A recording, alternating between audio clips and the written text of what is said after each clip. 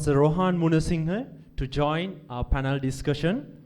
And Professor Rohan Munasinghe will be discussing on the alternative proposal to advance the national innovation ecosystem in Sri Lanka. Our fourth panelist of today's session, Mr. Fayaz Huda. He is the founder of Spiralation, the first technology accelerator in Sri Lanka. So he'll be discussing in industry perspective what industry expects from the university to enhance their research and development, bring broader social impact. So I would like to invite Mr. Fayaz Huda.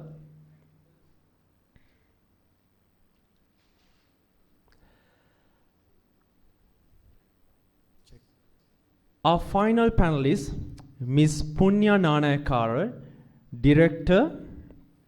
She's a businesswoman with a multitasking attitude, a board member and a director of the Nelna Agri Development Private Limited, who represents the company in international events, delegations while managing the overall operation of Nelna since 2016. She is a supply chain management specialist, particularly at Nelna Agri. And Ms. Punya plays a vital role in showcasing women leadership to an industry with immense potential to grow globally. She is the secretariat of the Lanka Fruit and Vegetable Producers, Processors and Exporters Associations since 2022. So I cordially invite Ms. Punya Nanayakara to join our panel discussion. Finally, I'll be introducing our moderator for the panel discussion,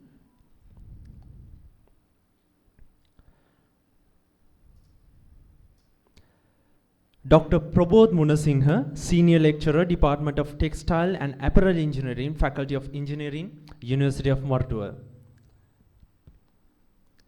So I invite our audience for an impactful and an resourceful discussion on the panel discussion for Research Week 2023. Dr. Prabodh Munasinghe, over to you. Good morning, everyone. I'm welcoming our eminent panelists to the Research Week 2023, University of Moratuwa. And this is some sort of an extension of last year's Research Week panel discussions. There we discussed about what sort of different approaches that we can take to bring the university research into the society. And here, now we are going into some sort of a deeper extent of that topic. And in this year, we are going to talk about how we should take systematic approach to bring our research into the society, not only thinking about the ranking, that is one of the hot topics these days, how the university, state universities bringing the ranking into the top levels. But when we go to the grassroots levels, the meaning of research should be to support the society and bring the country, its values, its citizens, people onto the top. So in that sense, this year we are going to talk about systematic approach towards impactful research, not only thinking about the academic ranking, but also thinking about social aspects. So with that regards, I would like to move into Dr. Rang. So what do you think about that? How we are going with that aspect with current research in University of Moratuwa? Yes, thank you very much. I think it's a very valuable topic. When we do research, we have to think about the impact that the research makes, especially to our country and the I have to talk about the support that the university extends to researchers in terms of financial assistance, mainly through the Senate Research Committee. I'm representing that committee now. Professor Gopar is unable to be here right now. So as we know, there are short-term grants, the long-term grants, capital-intensive grants, and the national development grants. So when you think about the short-term grants, they have been valued at 250,000 rupees for a researcher to just start a problem and take the initial steps toward that problem. Now I think that money is about 600,000. Then there are long-term grants, about 1.5 million rupees through these long-term grants. Then capital-intensive grants are for acquiring equipment that would facilitate research. usually about 4 million rupees is available through those. And then the national development grants. So those are aimed at solving critical national problems that needs research attention. They range from 4 million to 5 million rupees. Now all these things were provided by University of Moratuwa. Before the financial crisis, the amount used to be 80 to 100 million rupees altogether for all these grants. So we know that including me, many researchers benefited from those grants. We were able to hire students and carry out our research work. So now when we think about the impact that these grants make, for short-term grants we don't ask too many questions. It is just to start a research process. But when we think about the long-term grants, the capital-intensive grants and national development grants, the national development aspect or the national contribution has to be clearly laid out in the application itself. So independent reviewers consider those aspects also when they provide the approval for the grant. So when we think about the national development grant, you can see that the name itself suggests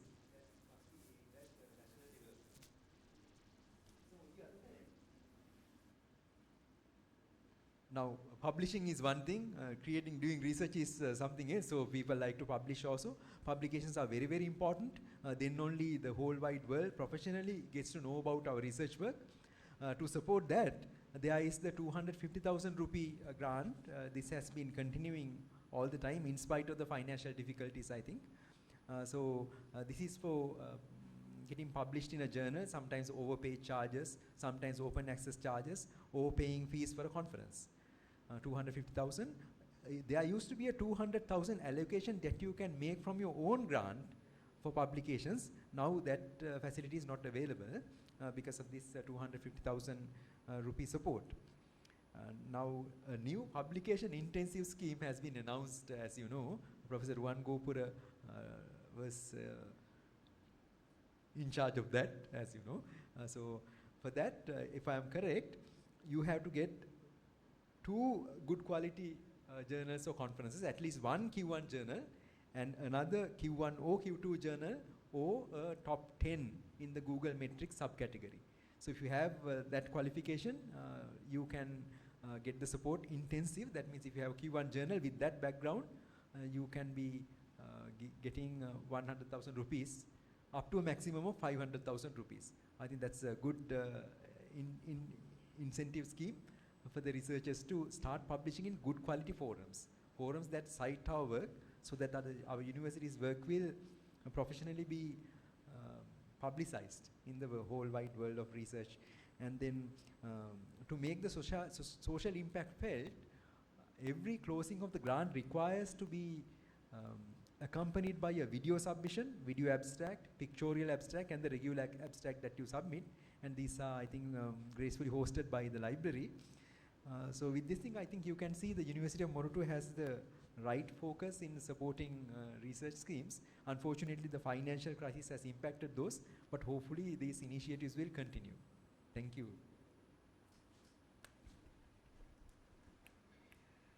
Yes, sir. Thank you.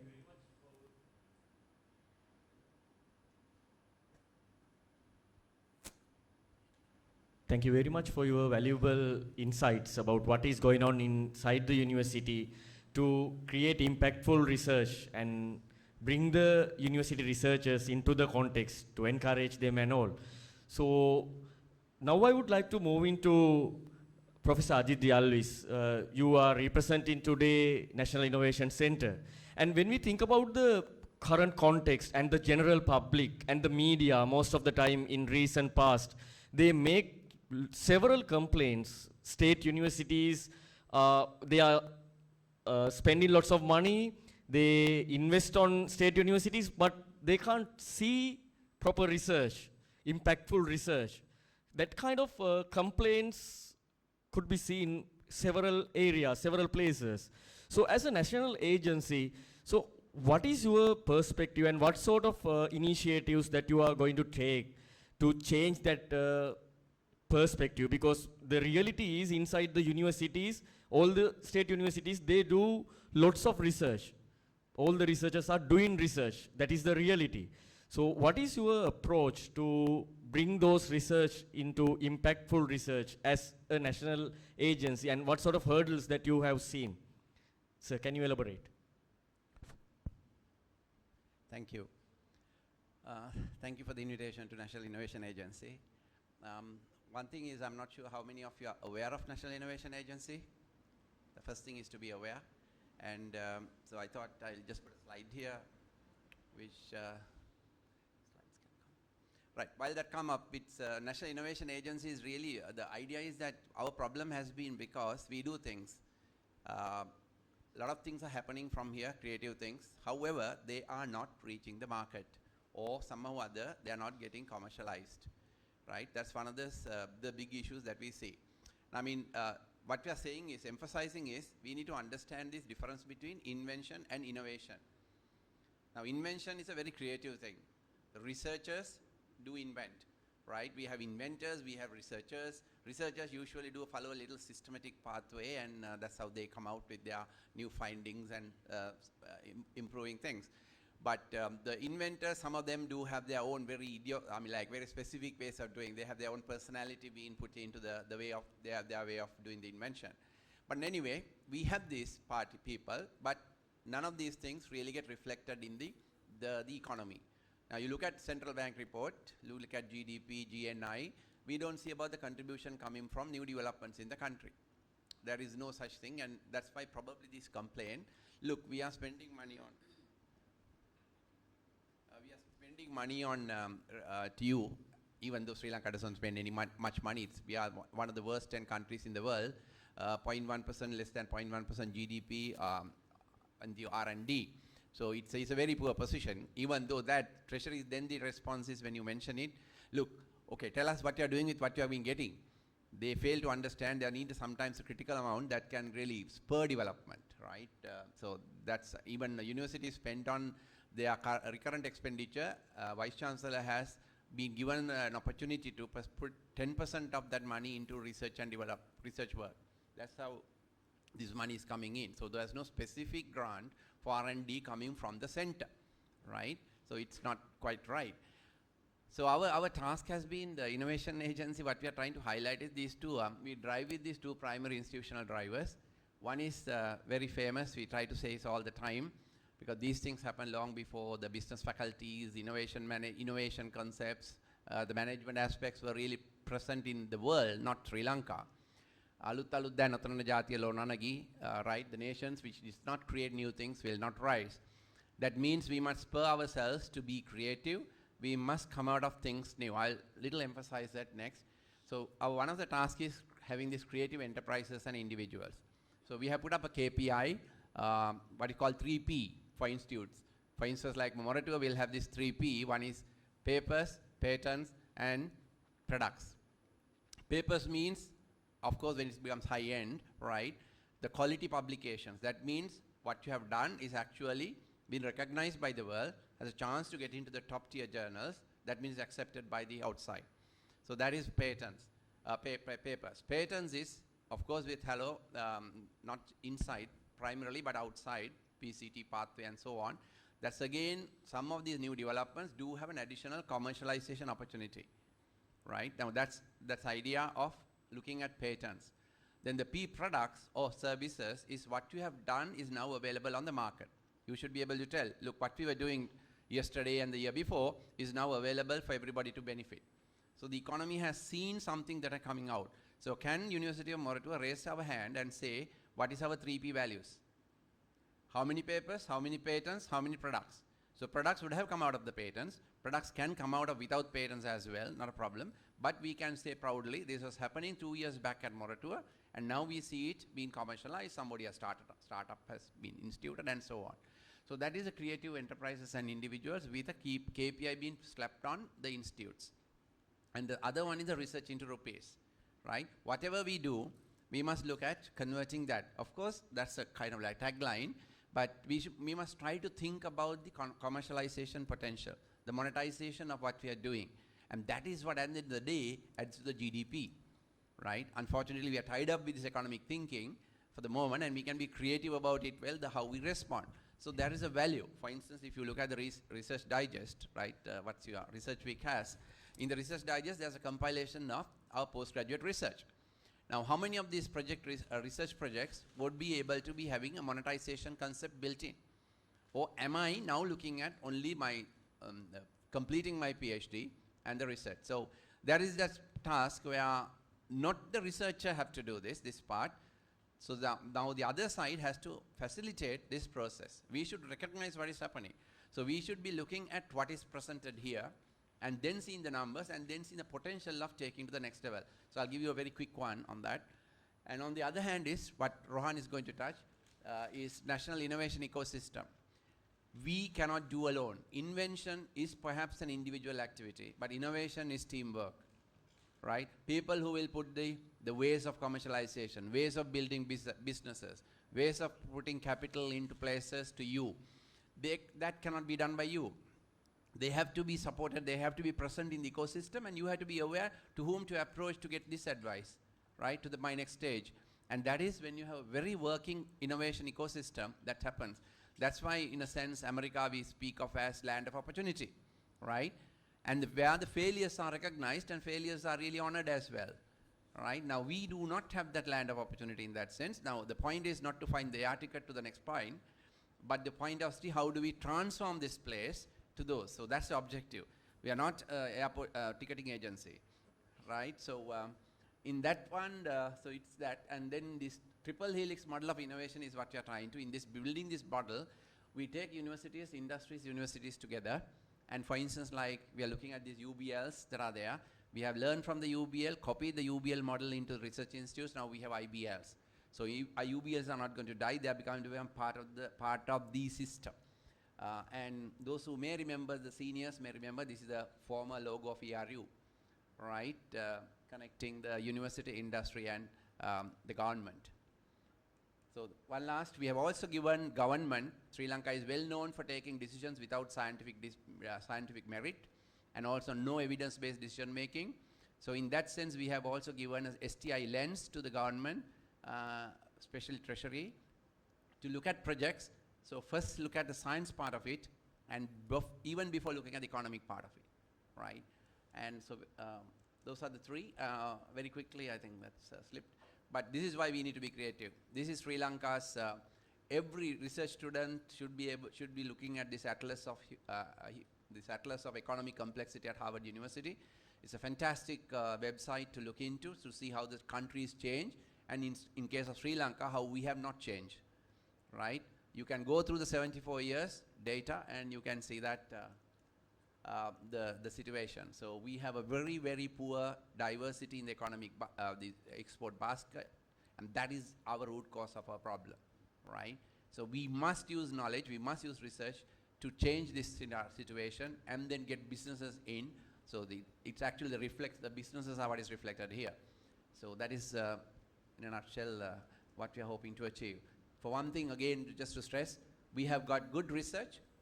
It's a very recent capture, right?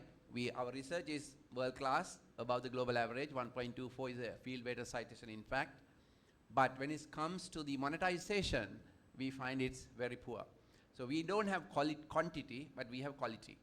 So our system is having quality. Sri Lanka as a whole is showing quality, right? Numbers are poor, but what is really important is also quality. But in the sense, however, on the monetization part, what you are seeing is a drastic reduction of patents that are coming through. So 345 in 2018, 164 2022.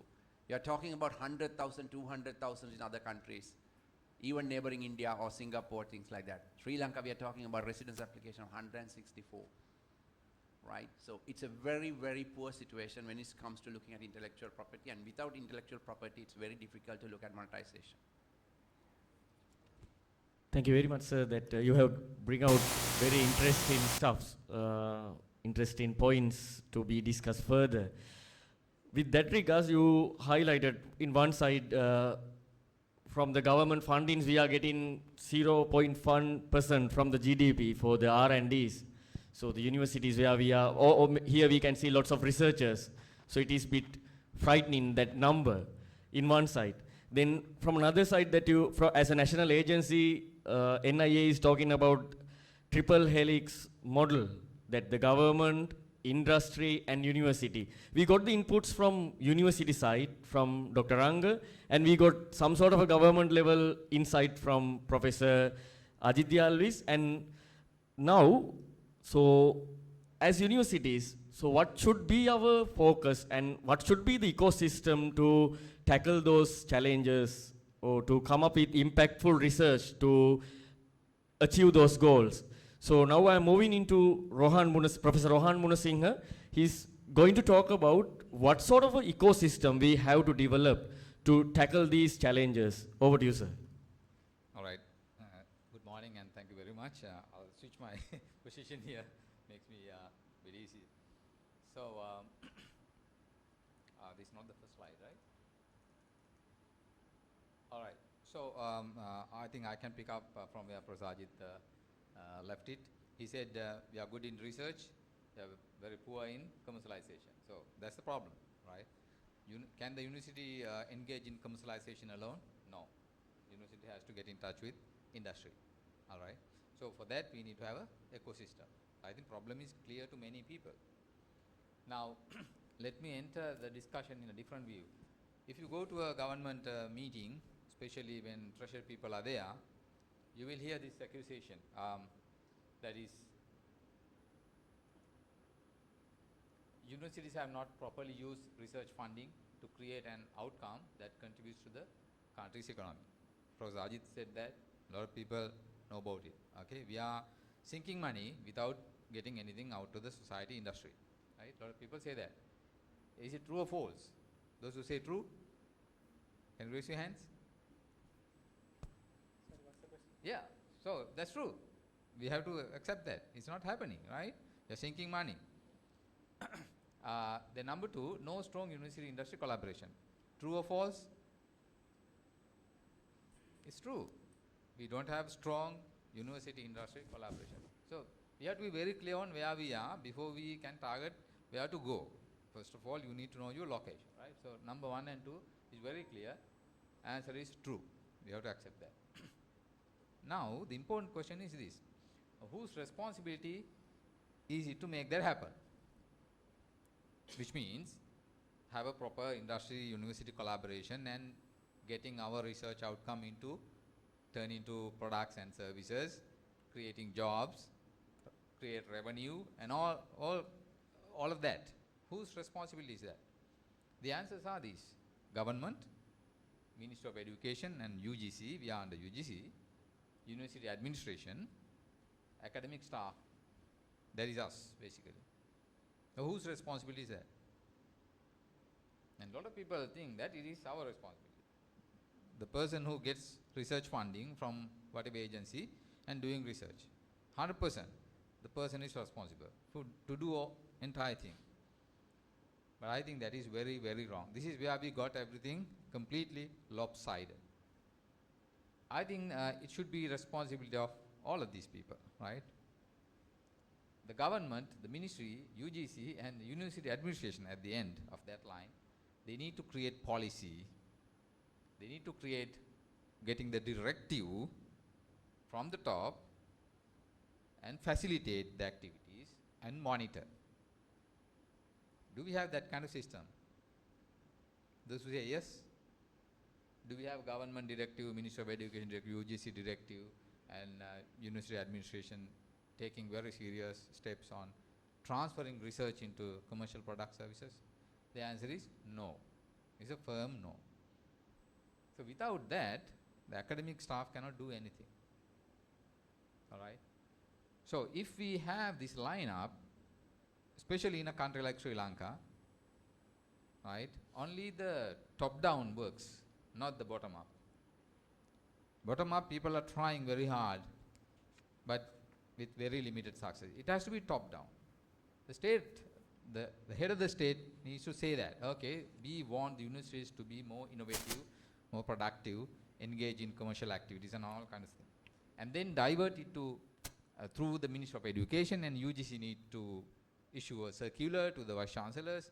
This is the new norm. You have to engage in this kind of activities. And then it will boil down to the individual academic staff like us to engage in research and do the job. So we can play the game. When the field is set, all right? So we can't play the ground and do the job of the water boy, do the job of umpire and everything, third umpire. We can't do that. We are the players, we can play the game, but all of the rest should be done by the system. So this is the answer. Everywhere we go, I think we have to tell that. When especially the treasury people tell them, okay, we have spent so much money, we got nothing. This is the answer, simply. So just giving money is not enough. You have to facilitate, right, the work. Now, let us look at universities and industries in a very simple comparison. How do the universities operate? We do teaching, we produce graduates every year, we do research, and we publish. We are doing our job. This is what the universities is to be is there for do, right? University's main mandate is just that historically, right? Until very recently probably, when things changed. And we run on semester-based system, exam-oriented process and all. We have monthly meetings, approvals, and very conservative, right? To get an approval, you have to wait 2 months at least. And other thing is, we are very lucky we don't have to earn for living. Okay, we are taken care of. Even if you don't do anything, you're okay. But on the other side, we have the industries, they have to make money for living. If they don't make money, they're going to die, right? And operate fast, daily meeting briefs, deadline driven. You know how companies work. So I engage in industry project. There's a daily briefing, 9 o'clock, 9 p.m. of what had happened on that day and what is to be done next day. So every day you check on what's happening. So is that challenging, but that's very beautiful thing to happen, right? And people are very diligent, all those who are engaged in, they do their job and all, right? We don't take it easy in those kind of projects. And then they operate very fast. The decisions are taken swiftly. They don't wait months and months to get a approval. So that is the industry. Now if you take these two sides and try to put them together, it's just like that. You're trying to insert a square pin plug top into a round pin plug base. It doesn't happen. So we have been trying all these things many decades with a very limited success because fundamental different. So we need to change. There are two options. One, can the industry change more towards the way universities operate? No. They will die if they do, right? Number two, can the universities change more towards the way industries operate? Yes and no. Okay, we can't change our semester-based education because we want to engage in industry. It's not going to happen, right? Historically, universities are universities.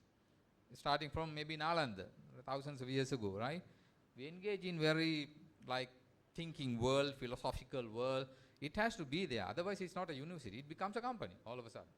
So we can do that. But there's a problem to be solved, right?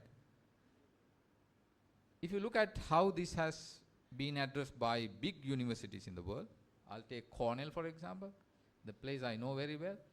They have a separate vertical, Cornell Technology Licensing. So all of the academic things are happening in Cornell University, but there is a Cornell Technology Licensing, a separate entity. Even physically, it is a separate place. You have to take a bus from Cornell main campus for 15 minutes drive to get to Cornell Technology Licensing. It's a separate multi-story building. There they manage industry funds, financial freedom is there, but they are accountable. Okay, everybody is accountable for every dollar they spend. Industry projects, they handle not necessarily academic one. Academic projects with some sort of industry collaboration, they undertake. But all kinds of other things are there. They run in between the university and the industry. So this is the matching part. What about us? We have tried this 4 or 5 years ago. We built University Business Linkage Cell. But one thing we got wrong is that we put University Business Linkage Cell under the university. So it's a small entity of the university itself. All of the rules and everything is there on top of the UBL cell, so they can't operate, right? So therefore it doesn't serve the purpose. Maybe as a start, that's all right. But what we really want to do is this one. develop the UBL cell into a more autonomous agency who can take decisions quickly. They have financial freedom to take approvals and source equipment, resources, what the teams need. Right? We have to build this system. And then the researchers can do the rest. So this is the solution going forward. So that's my 10 minutes. Of course, there's other things, the national innovation ecosystem, maybe it's a discussion for another day, right? So I'll leave it there for now. Thank you. Thank you very much, sir. I think Professor Rohan brought very interesting facts to the table to be discussed further. One thing I highlighted is that even the audience was agreed as a whole, as a university, that we are sinking money. So in one side we talk about with Professor Ajit that the model that government is looking for to have synergy between government, universities and the industry. Literally, industry means profits. They need profits. They don't want to invest on sinking ships. So in that regards, if we really want to bring the industry into this context, what they are expecting, we have to learn from their angle what they are expecting. If they are willing to invest, they might be having several expectations. Here we have well experienced two people from the industry. First of all, I would like to move into Mr. Fayaz Huda. Can you elaborate on your perspective? What sort of expectations you have if you want to connect with us as universities? Thank you, Udu. Good morning. First of all, I'd like to thank the organizing committee for inviting me to be part of this esteemed panel. Very interesting perspectives, right? But what was brought out is the challenges that is being faced that I'd like to kind of blend it into how industry would look at it, right? Professor Rohan mentioned about money, right? Now, if you take the private sector, regardless of the size of the company, they're always faced with financial challenges. There is no situation where they have, enough money and then, they can do anything that they put their mind to. That utopia doesn't exist, right? Whether you take a company like Uber, which lost billions and billions of dollars, or whether you take a small startup, they are all faced with financial challenges, right? And they are one of the biggest reasons why, for example, you are in the business of creating new bodies of knowledge, new innovations, and so if you look at it in the startup space, they are faced with this particular problem called product market fit, right? Building a product that fits a particular market. Professor Rohan mentioned about the fit of the plug, right? So similar problem exists. So to explain to you a little bit, I thought I'll bring a small set of things that will help me get this point across. Everybody has seen a padlock. Yeah, you have a cupboard at home that you close with a padlock. Something like this, right? Usually it's like this bronze color, right? Very easy to, what do you think about this? Very easy to break open, right? Right?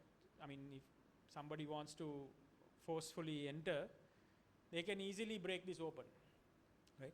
Now let's say you live in a little bit of a rough neighborhood, or you are a little concerned about your loved ones inside your house.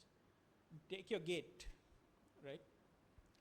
What kind of padlock would you put to that gate, right? So I have something like this, right? Easily, you can't wedge a crowbar inside, made with hardened steel. You can't use an Axo blade and cut it, right? So this is, this is from a these are from a very expensive brand, but you'll have similar kind of padlocks that you have, right? Now let's say you have a remote warehouse, unmanned, right? or you have something that's like a go down that you want to protect. If you put this kind of padlock, if it is unmanned and if it has access, people might still try to break this because there is the enough time and resources will be available for them to forcefully enter. So then what kind of padlock would you use, right? So you have to protect against people who have the ability to cut a key, right? Your the regular key that you have. So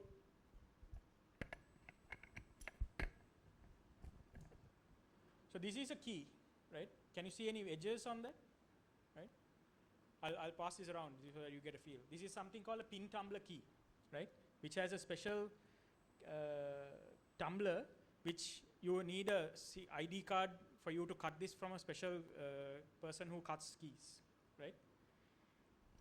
And this is kind of a hardened, very thick padlock. I'll just pass this around. Please give this back. Right. So you can feel the weight of the padlock. Now let's say you have an arms depot, right? Some mortars or some missiles in a place. You have very determined people, terrorists who would like to access, or people who want to sell arms in the black market want to access your go down, right? You will have sentries, but then people will try to quickly get access. What kind of a padlock would you use, right?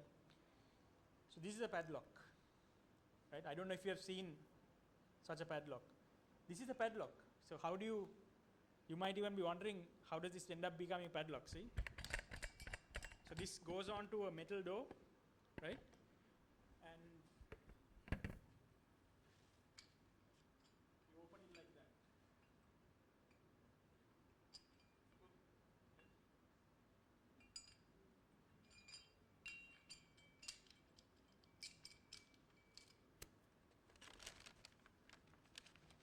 I'll pass this around, but this is very heavy. Don't drop it. You will definitely be going to the hospital, right? Please hold with both hands, right? So the reason why I wanted to share this story was you are doing research, right? You are doing research to achieve a certain objective. Private sector is always financially challenged. They are having issues trying to get their products to market, right? If you can find this purpose, right, of why we are doing what we are doing and align that with the private sector objectives, it's not just about making money. It's about letting your research live on, right? Giving your research a life beyond the academic paper that you publish. Invest so much time and passion, sacrifices. I know people who have fallen sick, who have had miscarriages, right, doing their studies, right? This is real life. This is you really put your heart and soul into what you're doing. Isn't it great if you can also let it live on beyond your academic achievements that you're going after? Isn't it great if you can make a living out of it? If you can build a company and create jobs, isn't it great? So this is something that you need to aspire to create. It is not going to happen just because you did this thing, right? The other thing is the research and the criteria for assessing and evaluating its success of that needs to be designed in a way that it also delivers on those promises. So that is where I think we are failing. Professor Ajit mentioned about the GDP percentage of research funding. Yes, we are very low, but for the amount of money that we are getting, is there something that we can do to show that we are also contributing this much to GDP? Right? Whatever amount. So that if we can show that, private sector will pump money, government will pump money. So I'll tell you,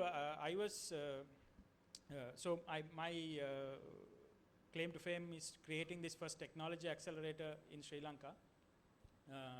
We have created more than 200 companies and created more than 1,000 new jobs, right?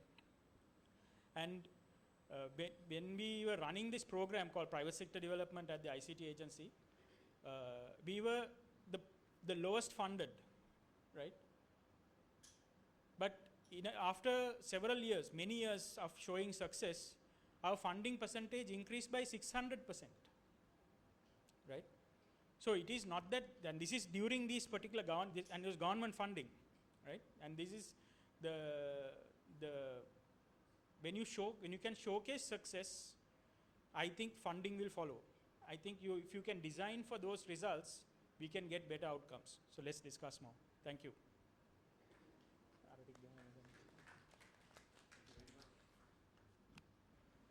Thank you very much, Mr. Fayaz. I think you brought a very interesting aspect and very interesting way to understand the fact as well, other than just speaking, that always in the universities we are talking about those active learning, practice-based methodologies to understand. I think very simply you deliver the way that we should be remodel ourselves. Now I am moving to Ms. Punya. In one side, Mr. Fayaz brought about how the market fit should be with our research, and what do you have to say that in your perspectives, how the industry, what is the industry expecting in your perspective? Good morning, everyone. First of all, Professor Rohan, thank you for extending this invitation, and I'm truly pleased to be here representing agriculture sector and private sector as well. I would like to share my thoughts for this topic in two forms. One being, like I said, the private sector representative, and second being a university student back in the days in one of the highly research-based universities in Australia. I didn't think of research as much back in the days, but now looking back at it, I can understand the roles that they played. We often talk about research and development. In the agriculture field that I represent particularly, we always need to introduce new varieties. We always need to come up with new ways of doing things, alternative solutions. Whether we like it or not, whether we think about it or not, it's always in our heads, back in our mind, working, trying to find solutions. But I feel like we have not really structured the whole R&D topic in a way, in a systematic way, in a methodical way, where we pay particular attention to research and development.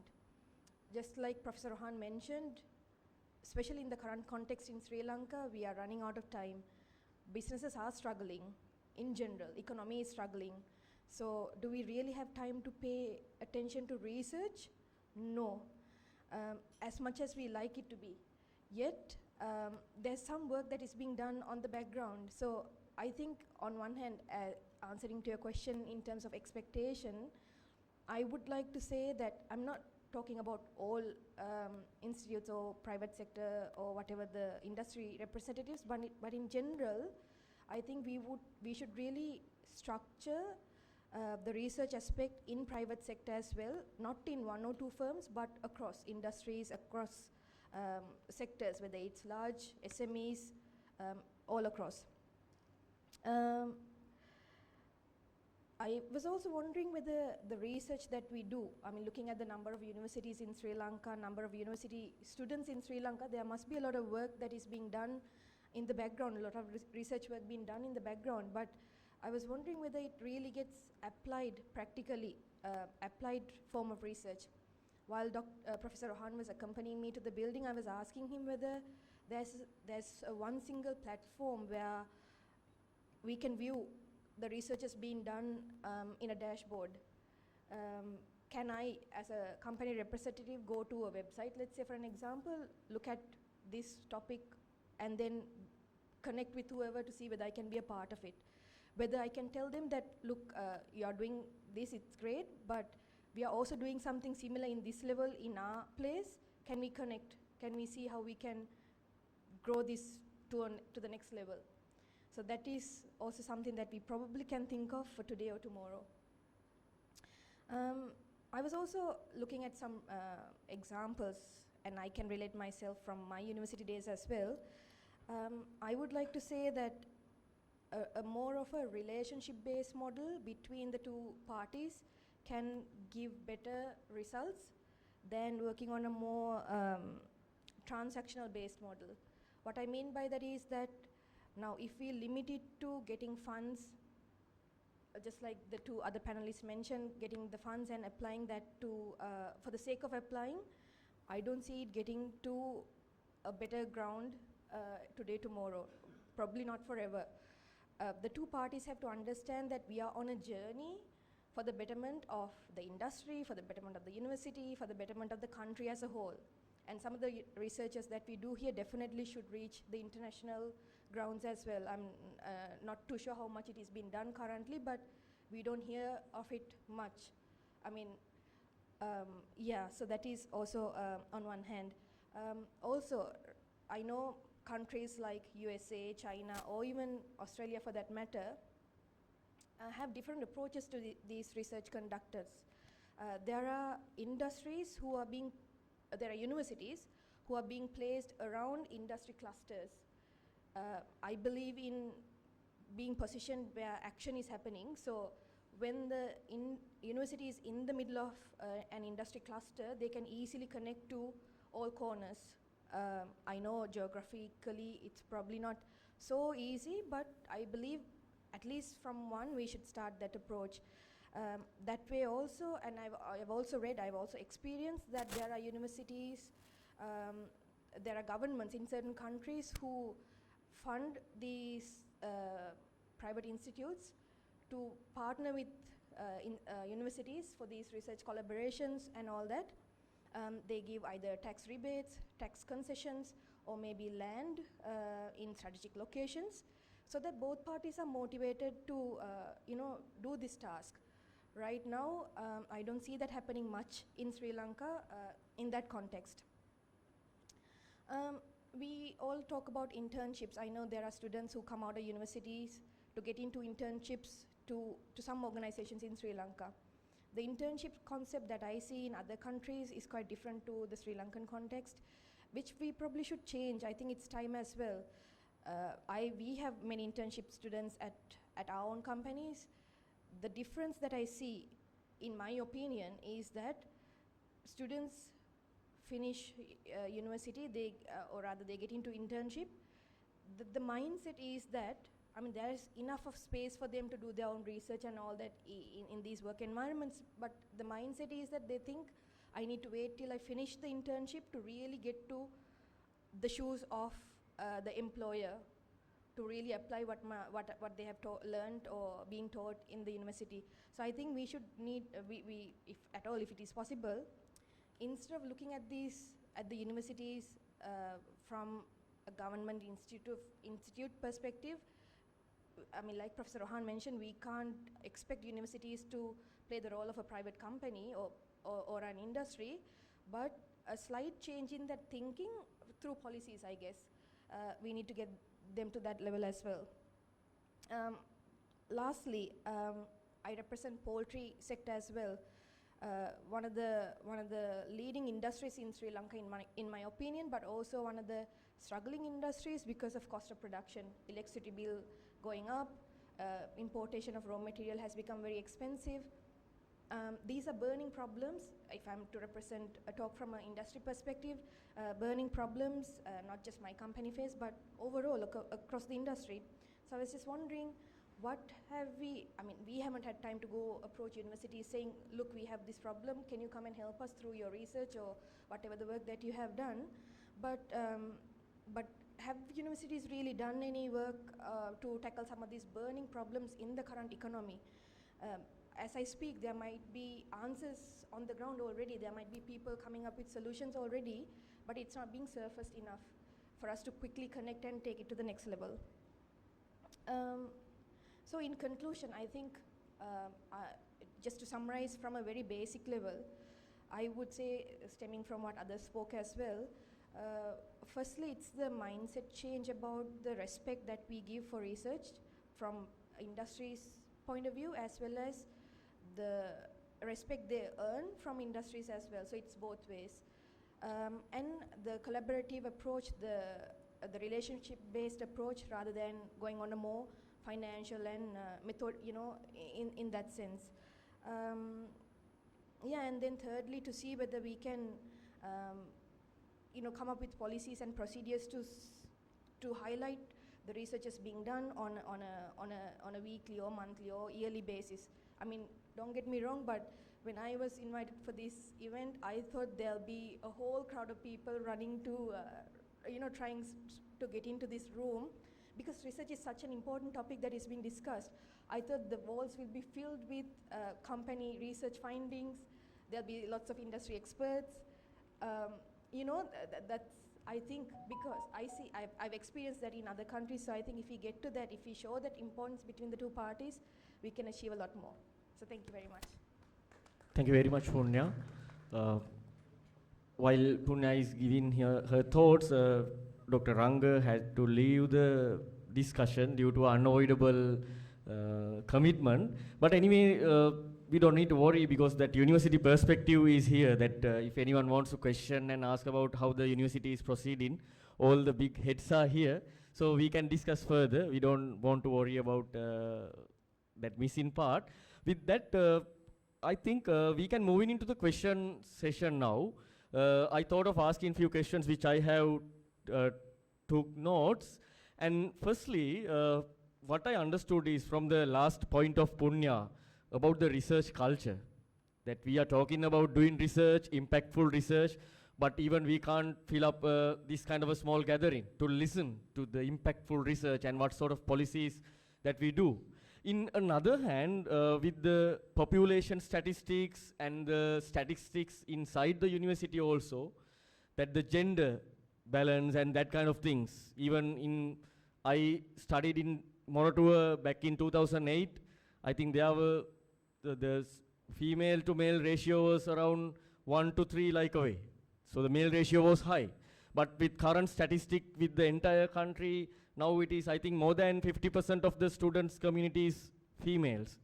So those kind of aspects are we really think about. And then again, that as Punya said, when she arrived into the university, do we have some sort of a holistic view to showcase to the industry what we are actually doing?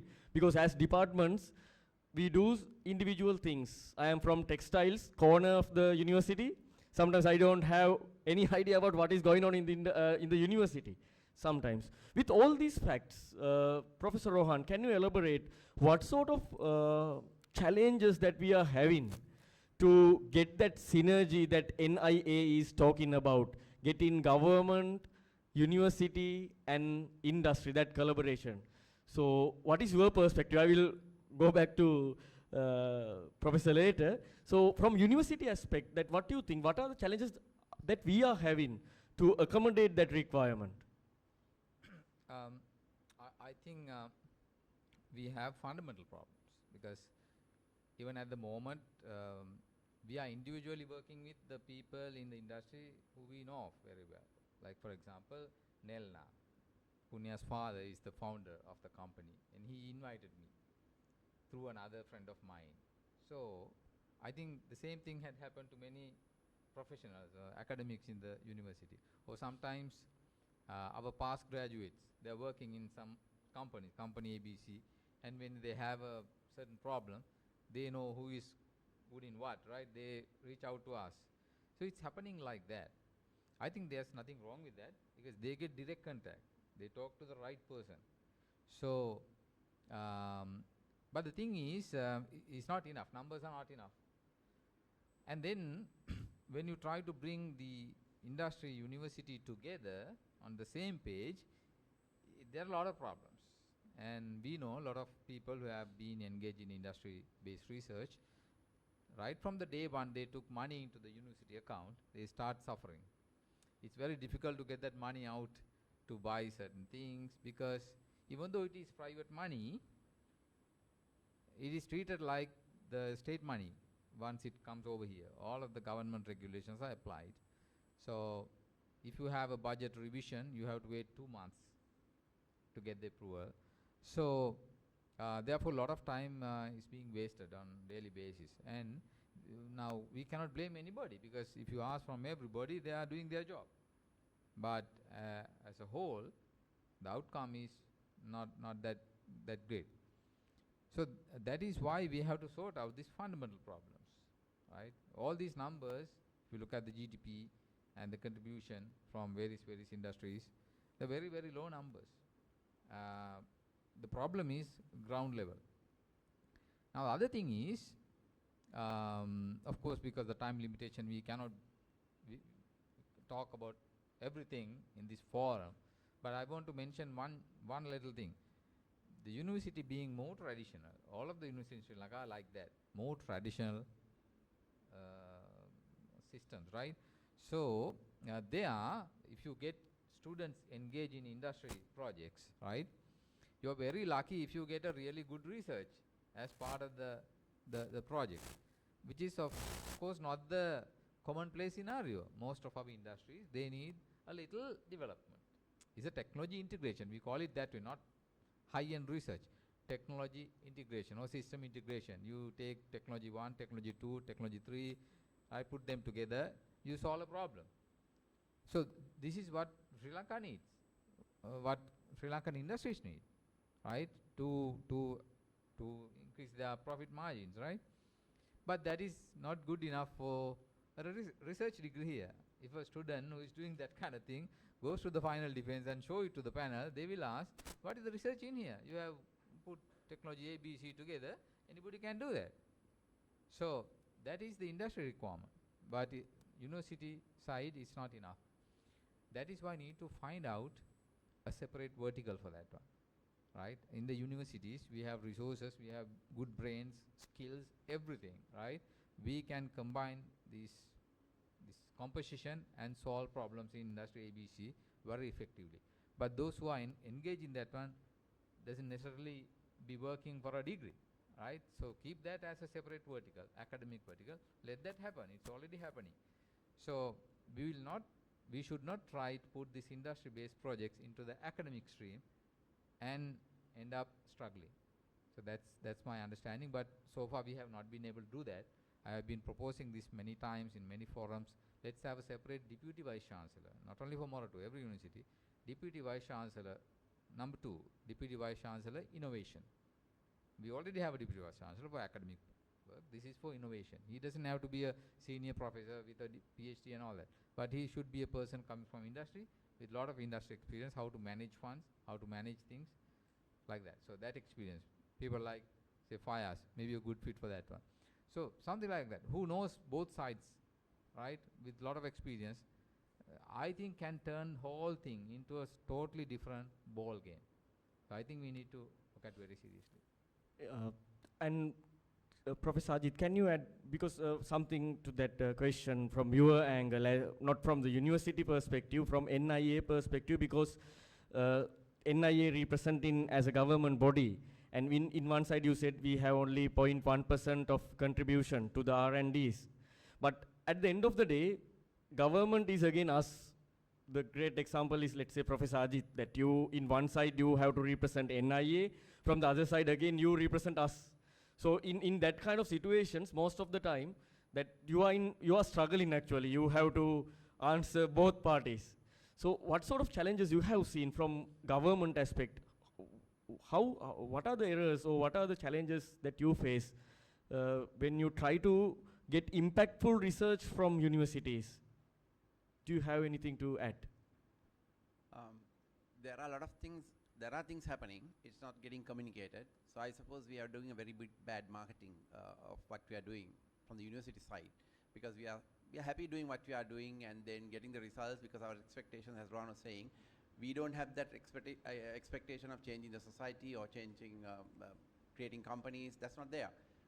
Other than that, we are doing it. That's why I said papers, all Sri Lankan coming together. It's about the global average, right? Quality is good, very good. So that's, we are doing what we are doing, but probably what is needed today is a bit more than what we are doing. That is, we need to be, say, relevant to the society and that impact part. Anyway, answering Punya's question, I don't know whether I can get the PowerPoint back on again. One slide which I want to show is that there's an answer to that. Right now the NIA has done. Of course, that needs participation. Till that comes up, another example is, we also to indicate what we are having. Like, we have been trying very seriously to get all our departments, study programs. We have 45 study programs, 450 academics, 119 plus laboratories in this place, right? And it's all technical oriented. There's lot of investment, lot of capital gone into this. And so in that way, what we have been trying is, this is National Science Foundation has been working on this, setting up a national equipment database. We have also been doing that together now with NSF on this same space. But it has been very difficult to get traction from this side. The institutes, the academics, to just position what we have in terms of to talk, communicating to the others. We have this resource, please make use of it. In a sense, it's not free. We're not asking that to be put free. But there are a lot of situations where people have a question, people want to get something resolved, they do not know anywhere whether what is happening. And this day and age, with data being full and all the search facilities, it's just a matter of ensuring this university is present. So Moratuwa, with 190 laboratories, only about 2 or 3 labs are there in that space. So the rest is getting, it's not getting known to the outside. So that's one. But second one, which we have tried doing, which is now there, if you can, anyone who can quickly Google, or even B2P, answering your question, B2P is business to people. This is a single window where all the institute and individuals who have done research, who have done, is available, is been up there. And what NIA is doing is, given this platform, we are going to the banks, chambers, finance companies, and telling, look, there are projects out there, and what our backend, our NIA office is doing it, putting an industrial readiness level tagging to all these projects. Little tough, but that's what we are doing. Sometimes you need to partner with the researcher as well to get some of this info out. So with an industry readiness level tagging, finance company or an investor or an entrepreneur who can say, look, can I select something from here, this list? Because we, most of the time, from the private side also, we follow the same thing. Our investment have not been very decent. In a sense, we are very risk averse. Our private sector is very risk averse. We are investing thinking, okay, at certain levels we are investing in, tried and tested, assured. You go to the hotels, you go to the hotels. You go to condominiums, you do that one. You do private universities, you do that one, right? We have not really ventured into serious setting up manufacturing and things like that. And also taking some of these new ideas and then trying them out inside the system is also pretty poor, I suppose. So that is stifling. So hopefully this one, what we are trying to do is a single window where all of you can log in and you can put whatever your design, whatever your output, whatever the Cinnamon 3-to-1 machine, right, with all the video links and all the supporting material on there. And let's hope the Spice Council will feel excited about yesterday's event that happened at Moratuwa, where the 3-in-1 cinnamon peeling machine automation, right? It's an industry need, but industry may not get that information. Now here's an opportunity for us to do that. And so I hope that will be done. So that's where I can answer. Thank you very much, sir. And with both of your explanations, what I understood is, and as well as what Fayaz said earlier, so as let's say here we have engineering culture and architecture, whatever specific academic areas, and most of us are doing research on certain areas, like let's say automobile, we are expert on automobiles. But when we want to get it into that market fit level or bringing into the society, I felt like we have to have certain synergies with other aspects like marketing, finance, and many other aspects. In that sense, the multidisciplinary approach comes into those design research groups. So what sort of ideas that you are having, that if we want to bring that multidisciplinary approach into the university system, even though it is purely engineering based research or purely high tech research, so how we should bring that multidisciplinary approach into the research culture? Okay, let me answer that, but first let me comment on what Professor Ajit mentioned. Money likes to multiply, right? When interest rates are high, when you got 30% for your treasury bills, right? 28%, 25% interest on your fixed deposits. Did you like it or not? You didn't like it? You all loved it, right? So, Professor Ajit mentioned about our industry is risk averse. Money likes to multiply, no? It doesn't like to halve, right? So, if you provide a channel for money to multiply, they'll take it, right? So, if you are living in a high interest rate environment, you have the opportunity to multiply without having the risk of you losing. So then money will chase where the chance where you will multiply, right? So we need to provide incentives for money to multiply. Government needs to set the framework in a way that it allows it to be, the risk to be taken, and we need to provide that path, right? So I think that's where the connection is missing in what we are trying to discuss here. In terms of multidisciplinary, I'll also give you a small example. So in the startup world, there is something called a co-founder. The people try to, a technical person will try to find a non-technical co-founder. So when I set up Spiralation, the technology accelerator, one of the rules that was set up was that you need to have 3 directors, right? Why 3 directors? Because you need to have people talking to more than the closest person. So there's a third person to validate what you're trying to do and get them convinced to join your team, right? Otherwise, you'll have husband and wife starting a company, brother and sister starting a company, right? And there is no third person whom they have spoken to. So I think setting these rules in a way that multidisciplinary interaction is necessary or mandatory. You have also like programs overseas where a technical graduate has to partner with a non-technical graduate. Both of them get the graduation together, but both have to form a company at the end, right? So you have different ways in which you can model this to allow for the kind of outcomes that we have been talking about and not been achieving, right? So yeah, I think it's necessary to have this by design, rather than saying, okay, it's nice to have something.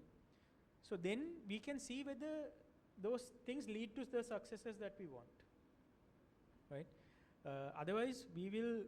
I was speaking to Professor Kolitha in the because I serve in the UVL board. He has not met Dr. Ajit Pascual in his entire life in person, right? Then they are both in the university. So this silo issue is a real problem. I just felt that was like a great example that you've been in the university for decades and not met somebody who's there. So you need to design your systems in a way that those things become mandatory. And these are quite common, I mean, you know, in various events, various forums. So networking facilitation is mandated by the design.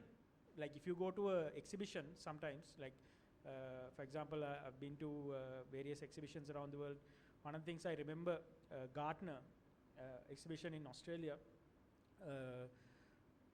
the refreshments is set in two zones in the middle of the exhibition area. So everybody who comes to the conference have to come to the exhibition area and mingle with the exhibitors for them to eat their food. So similarly, you can think about how you design your programs where this multidisciplinary interaction is there by design. I can't tell you what to do, but I think that's something that you need to look at. Thank you very much, Fayaz. And Punya, would you like to contribute something to that? How we should build up that multidisciplinary culture here to bring more social impactful research? I think I would go back to what Fayaz said. I mentioned as well the relationship-based model, because the name of the game is networking, the relationships that we build. And also a part of it can be supported through the policies and procedures as well. So in a nutshell, yeah. Okay. And also what I felt personally that we here also we can't talk about this subject today, but we talk about lots of KPIs, technical KPIs, but we have to go into that sociological aspects also. That how that feelings kind of things, how to bring the community. If 2 or 3 people want to sit together and talk, there should be certain elements. That the convincing power, that the so many things. I think sociological related experts are here. So we should discuss it later, not only that technical aspects. With that remark, I would like to open the floor to the audience to ask questions. You might be having lots of questions, because we came up with, our panelists came up with lots of different aspects. If you really want to create an impactful research, it's not an easy thing. So any questions? It's your turn. Yes, sir. Can we give him a mic?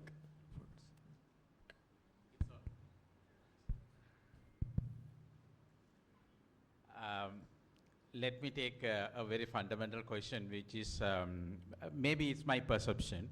Probably I am wrong. We are one hand we are talking about high-tier journals and the publication on that, and so on. And we do give a lot of promotion incentives, financial incentives, and so on. On the other hand, we are talking about the national development, impactful research, and so on. But then you may wonder why I'm saying these two are in two different ends. That's where I am saying it's a perception. Probably you may correct it. If you do a solve a Sri Lankan-based problem, the chances of getting in a higher ranked journal is very less. Is that my perception? Please correct me. So then there we have a contradiction here. Are we giving incentive from our system to promote more national development, impactful research, or to go on a very high-end index journals and so on? It's a first question. I will give others to get more questions, and I will join later. I think Professor Ajit and Professor Rohan can answer. Just quick answer to that one. I don't think so. That's not. You can solve national issues very strongly, and position yourself in the high impact journals as well. I think there was a very classic example of an undergraduate of mechanical engineering who was demonstrated to have one of the best citations for that particular year, was addressing the issue of water problem, hybrid energy systems for the Delft Island, and so on. And he used that practical problem and then came up with the modeling system, and came out with, and he was really positioned way above, and that was demonstrated in the art. I suppose you can do that. Only thing is, when you solve a problem with a solution, you don't take a very easy solution sometimes that are available, and you look at the best solution. And in search of that best and the most efficient solution, that will be a problem that will be there anyway in other places as well. So your solution will matter and will find a position in the journal. I don't think you should work in the backward, in the same. You think of the Q1 journal and start looking at a problem. I think you should look at the problem, because that is the way you should be looking at, and then the solutions. And the Q1 is a byproduct. But you know, when you do it well, you can go anywhere. I think we have to live in both worlds. So when we want to try to solve problems in the society, we have to probably literally forget about journals. Try to solve the problem. In the way, you might find something really, really interesting. It had happened to me when I was a PhD student. It had happened to many people. Initially, we were not looking at papers and all that, but we knew back in our mind we need journals to graduate. But we knew it will fall in place if you do a really good job. Even a very small thing, there are fantastic research coming up. For example, one MIT paper by Professor Asada in mechanical engineering, MIT, was just shaking the mixture, cement mixture. Now, it has been done doing by many people around the world, right? Very traditional work. But he wrote a fantastic paper out of that. All what he did was figured out what is the particular frequency and amplitude and phase composition to get the best mix with minimum energy. So, it might happen to you, me, anybody, but we should not first look at the paper side. Try to solve the problem, fundamental problems. There are enough and more problems, and you will definitely find the nice problem to write a paper on. If definitely you know, writing a paper is the depth you go down in a small problem, right? So further down you go, you increase your chances of getting a paper out. When you write the paper, nobody asks what is the social impact of this one. Nobody asks. It's for the scientific merit, right? People do the decision, okay, whether to accept for publication or not. So, but all in all, I think initially to get going, we better identify two different areas. If you want to have a PhD student, master's, MPhil, you need to get a paper. So right on the day one, you need to have a plan for that, to get a paper out, right? But if you engage with the industry, it's a separate ball game altogether. Try to solve the problem. And if you are lucky, you get a good problem and a solution to write a paper. So I think both ways, we are happy. So, and that's why I said that these are two worlds. We need to have two verticals. We should not get seemingly trivial problems and get a student registered for MPhil or PhD and assign him to solve the problem. Then we are sending the student to a dead end. So as long as we avoid that one, we are fine.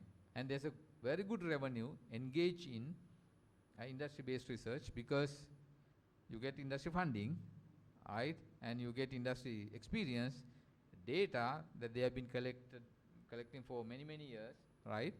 That is very precious information, data, and you increase your chances of getting a publication out as well.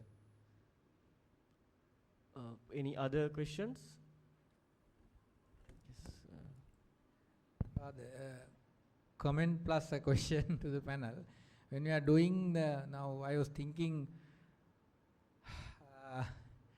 how to start now impactful research, and with Ms. Punya's comment on lack of attendance here. I think we all are busy. There are a lot of attendance inside the university, but we are busy with our own silos. If you take 100% workload we do per day, I think 75 plus is admin work, which can be done in 5% of the effort if the proper systems are in place. So the thing, I think, biggest challenge for the researchers who love to do research and teach as academic, the profession, are entangled in a big volume of admin work, so that their valuable time is drawn to fill forms and those things other in the government university. We all know that. So we need to, if I am to attend, this is also opportunity cost to be here for 2 hours, because my emails are piling up and the forms are pending to sign, and some students cannot graduate the next March pre-G graduation course. So there are issues. So amount of, we are the best technical university we claim, but our systems are, I don't know, it's ancient still. So small authorization, like same thing. And another thing about multidisciplinary research, or the same research is done by many. Now my willingness, it is also personal passion, willingness to contribute a research week kind of a thing, a forum where all the faculties are coming together. And sir mentioned about the cinnamon. Only day before yesterday I knew that Dr. Kamal in architecture faculty also doing a research related to cinnamon. I'm mechanical engineer. There's upstairs about 3-4 items is done with the cinnamon stick. So until that I'm doing cinnamon research since 2006, my final year project. So there's another one. So it is the attitude of the staff, one thing. And to facilitate that attitude, we have a big problem, the entanglement with a lot of admin work. We'd like to ask our in Moratuwa lecturers and of course the industry, the amount of effort, amount of time we have to put towards our passion is very less and restricted and suppressed by the financial regulation and other procedures in the university. If we overcome this, I think we could do more impactful research because we have time. So there is a question inside how to manage this thing. So it's a big system, it's very difficult to change by. So in unions also we are struggling to solve this, but still we are struggling. I think I can partially answer that question. We have to use IT tools and automation. There are even bigger universities than ours and bigger companies, they do all kinds of things, right? Without bypassing any of these things, but in a very clear, streamlined manner because they use IT and automation technologies. And people access these websites, right? And they approve documents, they write comments and all kinds of things, right? Without actually putting their physical signatures on paper and wasting their time. Only when it is absolutely necessary, you physically sign the documents, right? Otherwise, you can actually attend to a lot of work online. It doesn't mean that you have all the paper work that you are right now doing, put the Word documents and PDF on the web, right? It's not the case. It's not one-to-one automation. It is a streamlined automation. So some of the papers that we sign are redundant. Some of the information we write in the documents are redundant. Same information is written over and over and over again in multiple documents. So this is what we have to get rid of. So with a customized software written to University of Moratuwa, or maybe we can use standard software which is available, right? Some are open source, some are commercially, right? You have to pay for that. But that will make your life very easy and very like foolproof. These systems are automated systems and security is in place. Nothing can go wrong. So I don't know why we are not doing that at Moratuwa. We have to find the answer that from where we should start for such kind of solutions. Any other questions? We have 2 questions. Professor Rohan, in that sense, why can't just propose an online application or a platform to link the industry and the university? So it's like a Fiverr platform. The industry would know what they need. So they can post the questions and the students and the academics can get together, form teams and propose solutions. And there would be an economic benefit to the industry and to the university as well. So it's a simple application, a simple portal.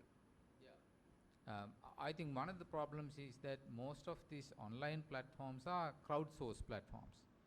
So you are at mercy of people who put information online. And in our system, people are very reluctant to put their information online. So therefore, you don't get the database filled. For example, P2P is one thing. For that to be a success story, people have to upload their information to the site. And also industry has to visit regularly. So it's a big uneasy variable, like elephant in the room, right? So this has happened to AHEAD project also. Earlier they had Connect or something, and NSF, they had something like online database, and there's innovation ecosystem we are trying to building, but with all these bad experiences, I'm kind of backward now what to do. I don't want to do something of the same sort. I need to have something different. So problem is, who is to fill that data? Who has to upload the data to the database? That is not happening. And number 2, when you implement this kind of thing, say for example you have policy level, and then you have mission level, you have the guidance and all that. Then you have to mechanize into the system. Until it goes down to the lowest level, you have to have the plan.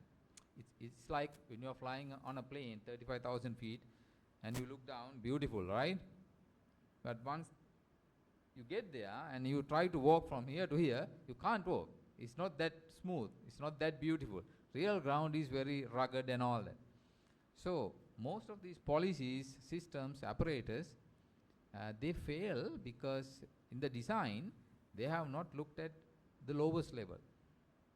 One simple example, now we are one of the few countries where we have our equipment in the universities and other R&D institutions highly underutilized. We know that, right? Every time we write proposals, we include various equipment and we get them. And how many hours a week we use that equipment? Maybe few hours. And after that project, even that goes nearly zero. And equipment are there idling in the labs. And on a different lab, somebody is writing a proposal with the same equipment, not knowing who is having that equipment, right? It's happening here. So it's a serious inefficiency in the system. Now, NSF tried last year to put all these equipment, you know, NSF is the biggest funding agency. They know who has bought what equipment over the last couple of decades. They have the record. Only last year, right, they decided to put it on a web, equipment database, national equipment database, right? Now people can see all the equipment in Sri Lanka. Now is that what we want? Just to see who is having what equipment? No, right? We want to access it. So that is a lower level thing. Somebody who is in Jaffna, who wants to use a laser cutter, and laser cutter is in Moratuwa, there should be a process, right? Whom to talk to, what is the fee, what is the lead time, how to get it done, how to make the payment. So they have not gone down to that level. So therefore it's just a collection of equipment, the database. It doesn't serve the purpose. So therefore, I think these are fundamental problems. When we design a system, we have to design end to end. We have to think about who is the person who is going to get benefited and what are the problems, what are the steps involved in that process. If you don't go to that detail level, it's just a policy, just a website, and nothing happens beyond that point. Dr. Chatura, do you have any question? Yeah. One is to probably for the government and university representatives, and then one for the industry partners. Now we talk about systematic research, right? Now going down to the fundamentals, as you correctly mentioned, Professor Rohan, we do talk about research without very limited access to research publications, where you have to find your own ways of reaching the literature, right? So you struggle a lot in your process, and end of the day you produce something to get the ranking, and where naturally, if you look at though Professor Ajit mentioned about these 3 Ps, probably the focus is for the academics are more into these papers. And where is this now? You get into a systematic process of like getting things from informal sources, literature, right? And then you produce something to get ranking, and you hardly think of, naturally, I'm talking about the dominant thinking, dominant practice, the impact, right? So shouldn't there be a change in the process, like how we supervise, how we do undergraduate projects, how we do master projects, how we sort of formulate research projects? Shouldn't be there a change in the process of doing it? And my question for industry partners, which is very simple one, but very important, you represent, must be, although here representing two individual companies, but you represent at different industry forums, right? So what is the belief and the vibe among the industry forums about the state universities, or the ability of state universities to contribute through research? I'm asking about the general vibe. Thank you.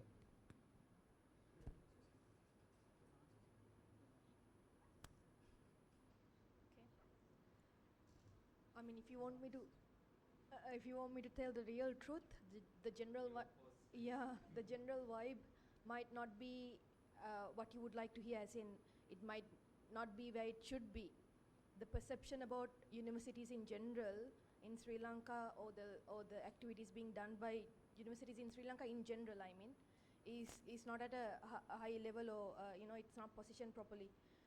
I had a chat with some of the industry experts about this topic before I came in as well, and one thing they wanted me to highlight as well, if possible, to say that the perception is not where it should be, and if at all, if we can do something about change, it's not one way, it has to be both ways, but it definitely needs to improve. So if we start from that, I think that's a valid question. Understanding where the perception is, instead of thinking we are so and so, I think that can get to somewhere.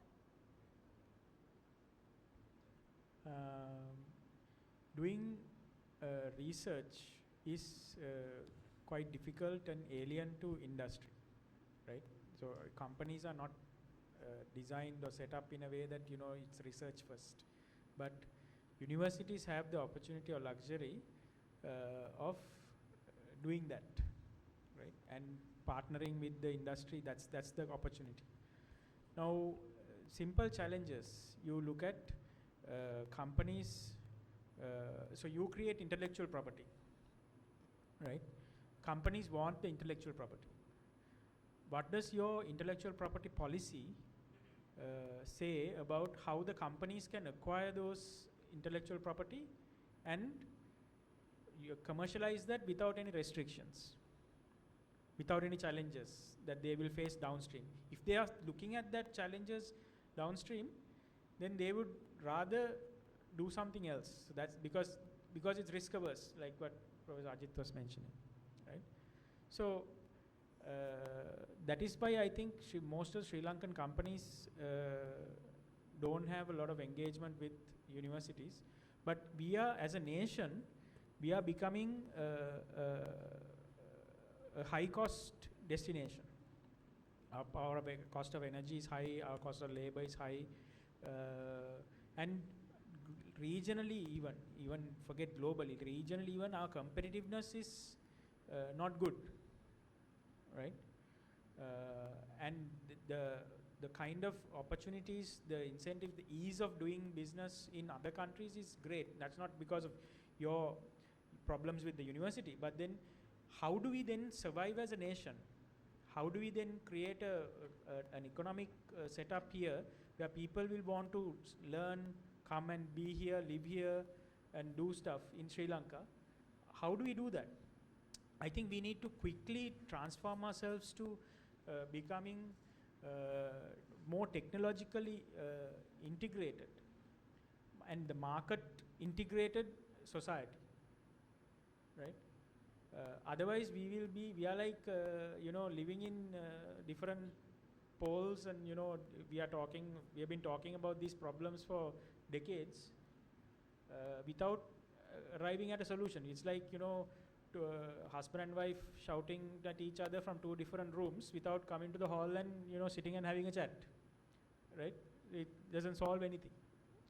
So rather than us saying that this is how we have been doing stuff, I think we need to figure out what are the kind of conditions that we can create which facilitate this change, right?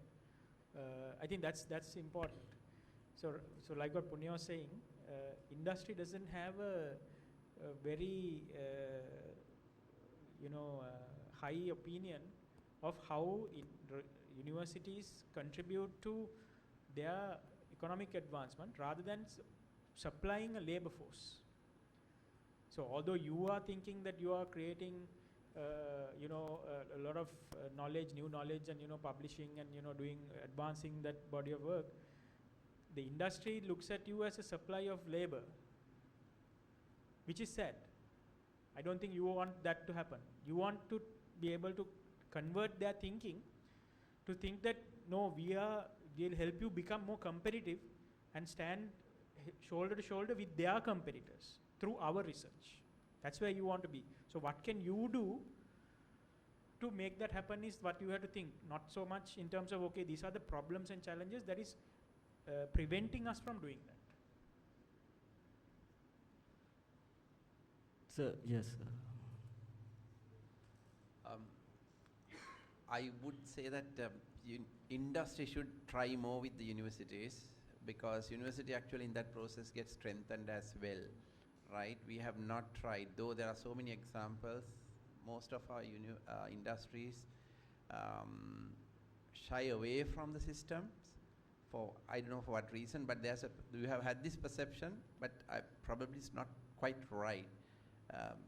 You need more interaction for sure, and I think universities are reaching out more. I mean, like Moratuwa, all the universities do have now all these things. So industry should give it a try, because innovation is the key for the transformation of Sri Lanka. If you do not do that, you are not going to be anywhere, right? So we need to do that, because otherwise we are trying to solve this problem in the same old manner that we have been doing, and we will get the same old results, right? Even right now with all this system, we are only talking about doing not in new ways, not being efficient, effective, all that. We are still talking about trying to get the number of tourists more, or somehow or other try to push some of these things. You see, the situation is rupees, the money can multiply, because at one time we have had politicians who said, okay, when I came into power, it was like 156 rupees you get for this one piece of paper. Now you get 360, right? So you know it's multiplying, but it is a multiplying of because what you are talking the wrong decisions. The issue is now seeing in that way, right? We have not reached out, but one of the poorest, the worst things the universities are doing is that we are not talking. Again, now you said a classic one now on the cinnamon, right? How many examples like that are there? We are definitely not marketing what we are doing, because there's an underlying understanding. We get our students from the UGC. We don't have to advertise for our students, and they come in, and they will then set the process in motion. That's it. This is a problem that we are having, because we have dissociated this problem solving, innovation, research and development from the mainstream university behavior. Even mainstream university behavior is still on getting this undergraduate quota that is coming in out, be in a labor force, but then we don't get them to the local system anyway. Moratuwa, we are not servicing the Sri Lankan industry. We are just going out. That's all.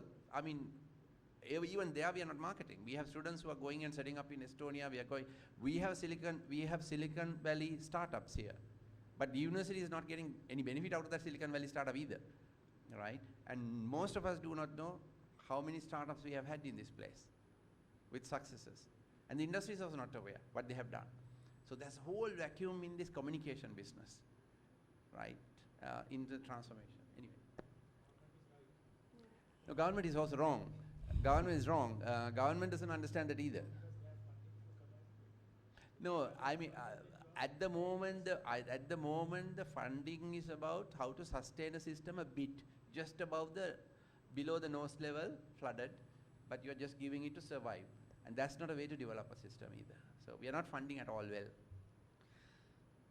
With that remark, do we have any other questions? Because we are out of the time, and I want to conclude the discussion, even though we have to discuss further lots of things. I think through the research, the next research weeks, as well as, yes, Dr. JR is having something. One last comment about, I'm very happy that B2P initiative. Now let's assume, sir, we put, let's say 100, 200 every annually as a mechanism, final year projects and PG projects, marketable things on the B2P web platform. And then the industry people see that and they come. Now I got one of the DICBs, and they complain us, we send the projects, universities don't care about the projects. And some part of the industry thinks that we are standing as university to serve them full time, kind of. Just extremist perception I got through a DICB. But that we know that we are busy with producing our graduates. Big time, understaffed, underpaid. And we are we are struggling to graduate our students. And I'm coming back to B2B. Now if everything is online, what would be the sustainability of if industry approach?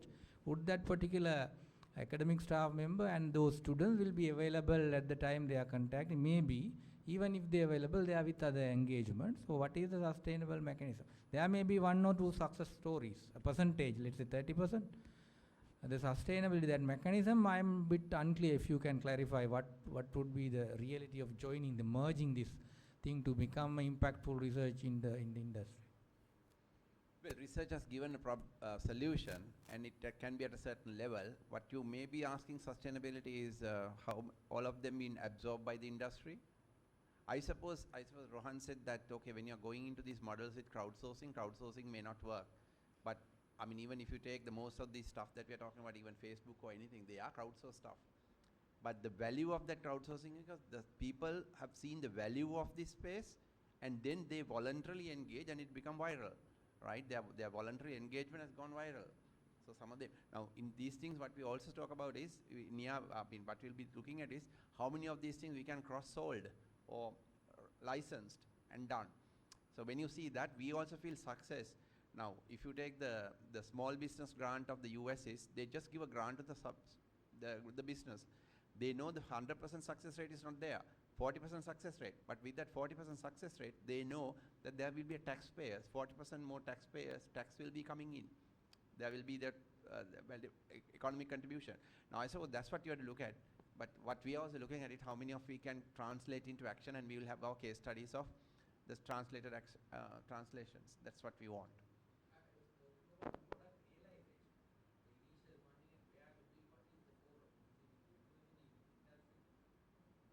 Small one in adding to this is the third one. What we are trying to do is we are now almost starting the development work called Solve Sri Lanka.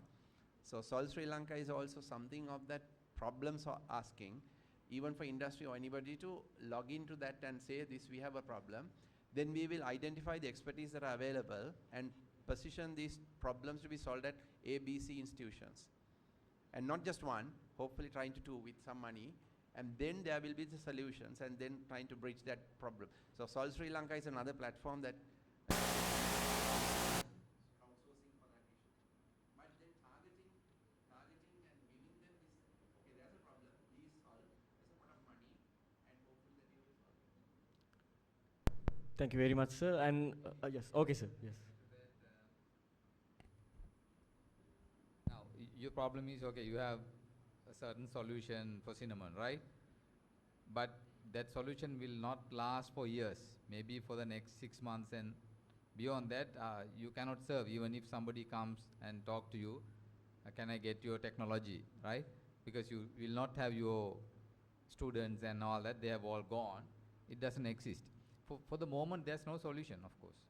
It's like that. Only thing is that you have to set a timeline, okay? This technology is accessible or usable until say December this year, something like that.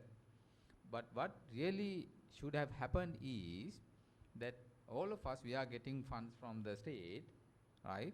Once we do that, and if we do not intend to commercialize ourselves, we have to deposit that files, designs, codes, everything, algorithms somewhere.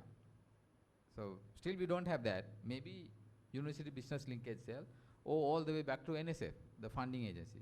In US, it's the federal government who keeps that records. Even after the research, the federal government owns the outcome of the research, not us. In Sri Lanka, we own it. If we want to commercialize, we can do that. Otherwise, we don't have to do anything. Nobody comes and asks us, okay, you got this funding, what is the outcome? Nobody's asking, no, there's no problem. But in other countries, they have a system. You have to reduce your technology to practice and then deposit it somewhere.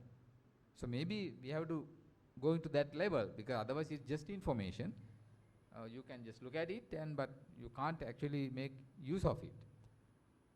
So that is a problem we have to address.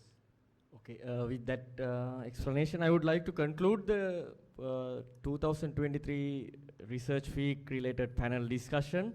And here we had well-experienced and prominent panelists today, and they have given us lots of insights to be think for the upcoming year until we are meeting again in next Research Week.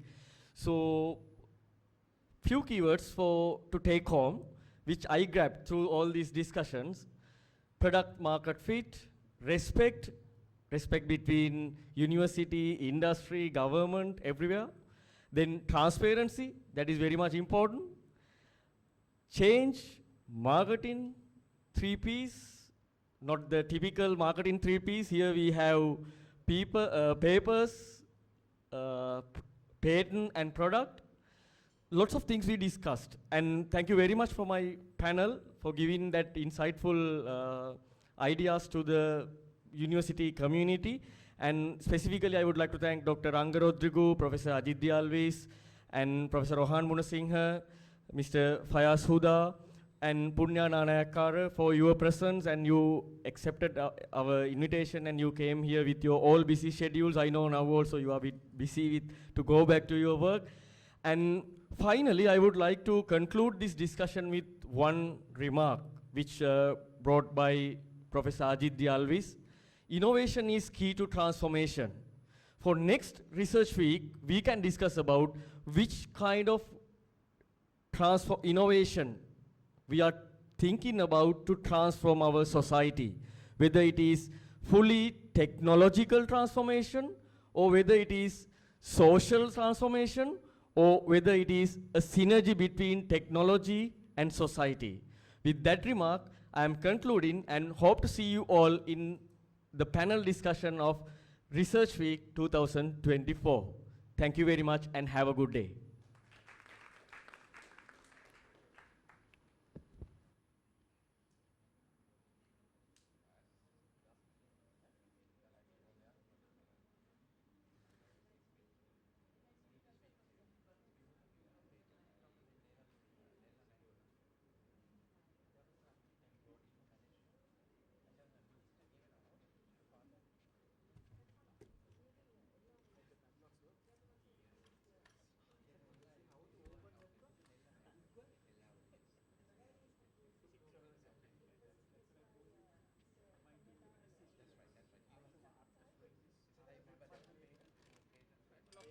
Recording stopped.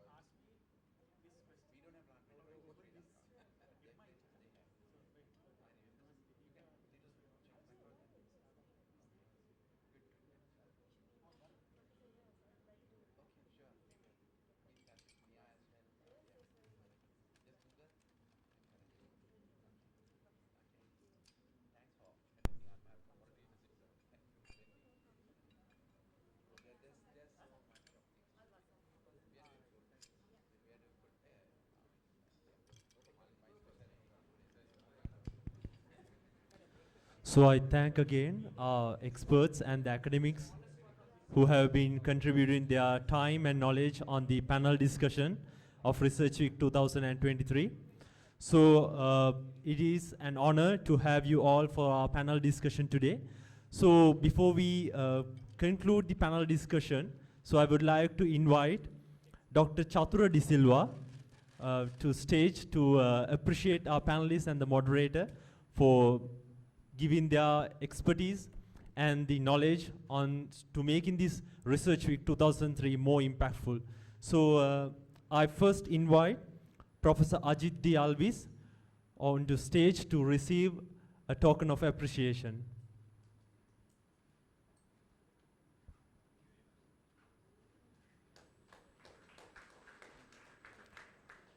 Next, I invite Professor Rohan Munasinghe to appreciate a token to get a token of appreciation.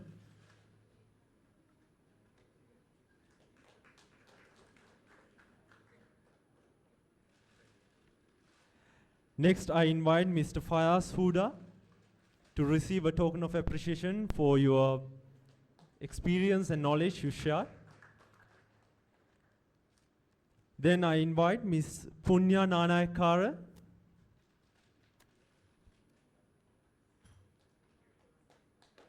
Thank you again. And finally, I invite our moderator, Dr. Prabodh Munasinghe, for conducting an impactful discussion today.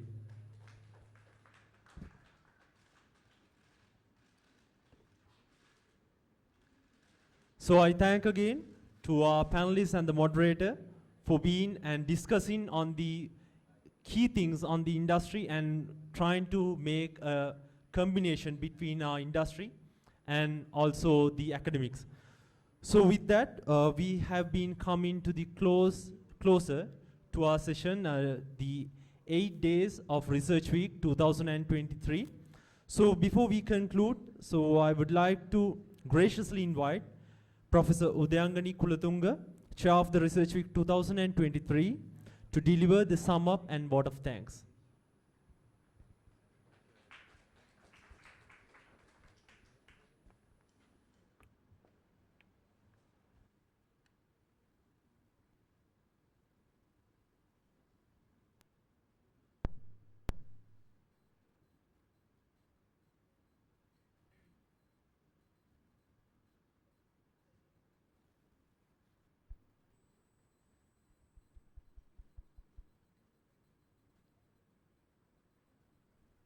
Good afternoon.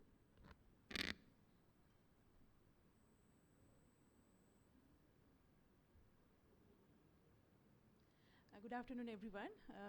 So we are nearly ending the Research Week 2023. First of all, I will quickly go through a brief outline of the activities that we have done, and then move on to the vote of thanks. So we started the Research Week on 30th of November and ended up on today, December 8th. Altogether, we had about 23 events taking place during this particular week. During the day one, we had the inauguration and the keynote speech delivered by Professor Ananda Jayawardena. And also we launched the UOM Research Digest, which is a compilation of our own researchers' abstracts about their MScs, MPhils, and PhD, and of course, the staff members' research as well. The same day, we had the postgraduate day, where we had very informative sessions regarding research, panel discussions, and one of the key highlights of the postgraduate day was the 3MT competition. We had quite a lot of candidates this year, and about 10 participants attend the final rounds.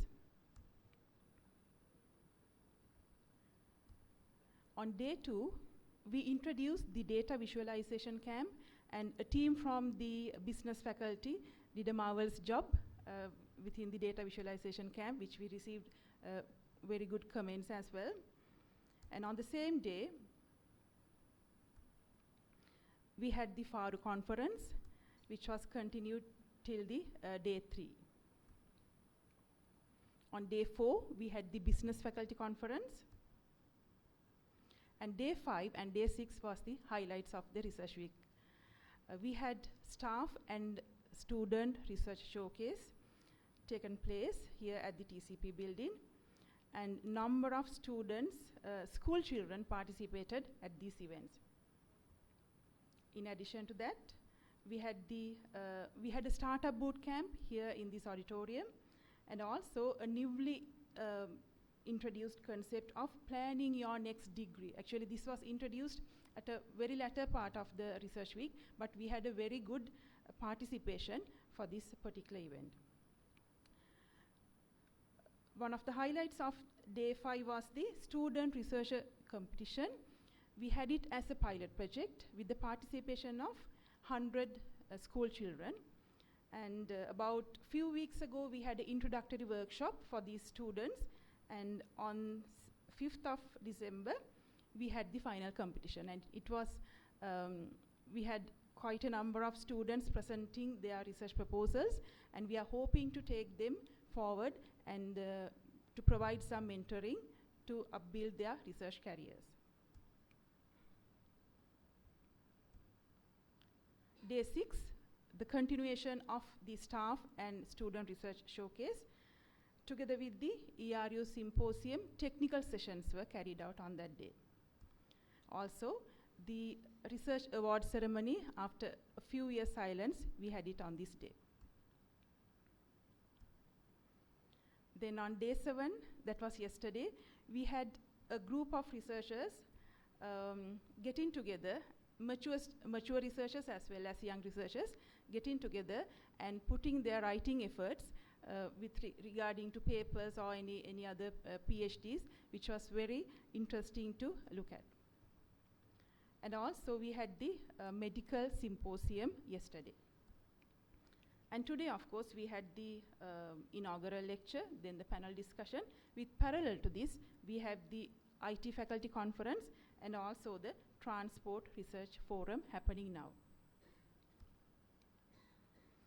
So as you can imagine, to organize all these activities, we had quite a lot of team from all over the university. So my special thank goes to Head Department of Town and County Planning, and also the staff and students of Town and County Planning Department for tolerating us for all this during all this time. Basically, we employed all the rooms in this building, and they gave us a tremendous support. In addition to that, Dean Architecture Faculty, Professor Yasangika Sandanayaka, for providing us the Rupert Pearis building. The resource persons, those who were in the judge board, also greatly appreciated. And our photographer Melro from Institute of Morotua Library, and all the vendors who came and supported us. And these are our sponsors who supported us in numerous ways. And also we introduced the concept of greening the university. I hope the award winners will come and take a dedicated plant and try to take this concept forward. A great appreciation for the technical teams behind the scene. The teams from Town and County Planning and the Integrated Design and our FGS team. They gave us tremendous support in organizing these events. Without their support, I think we couldn't have done anything at all. So it's just a matter of identifying our requirements, and they were there to help us. And I think some of the faces are missing, so my apologies, but we try to catch most of them. And our lovely researchers, this is not all, right? So they were basically designing, designing the exhibition spaces, comparing and designing the flyers and everything, video recording, in addition to their own research work. So thank you very much. We hope that you will give us the fullest support in the coming years as well. And then the lovely organizing committee. Actually, we had a very small team at the beginning, but it expanded, and we have representations from all the faculties, and it's been a great pleasure to work with this lovely team. So thank you so much. And then last but not least, there was a person behind all this success, a great mentor and a role model for us. Ajit sir, I know that this is going to be your last term of the deanship, but the support that you gave us was tremendous. We are really grateful for that, and hopefully, and I'm sure you will continue to support us in the coming years as well. Thank you very much, sir. So with that concluding remarks, I'm going to stop it and hand it over to Lakshita.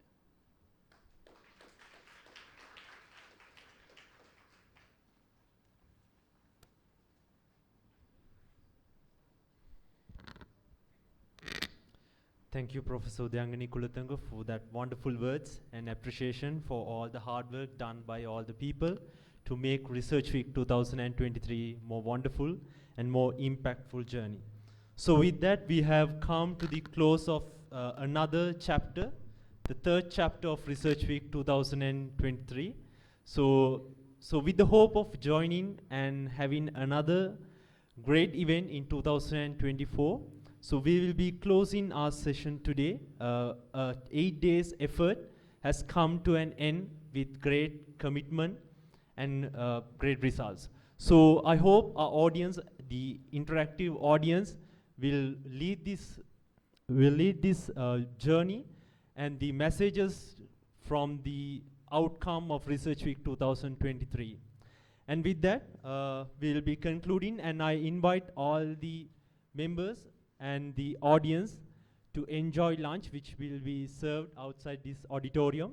And thank you all, and hope to see you in 2024. Thank you again.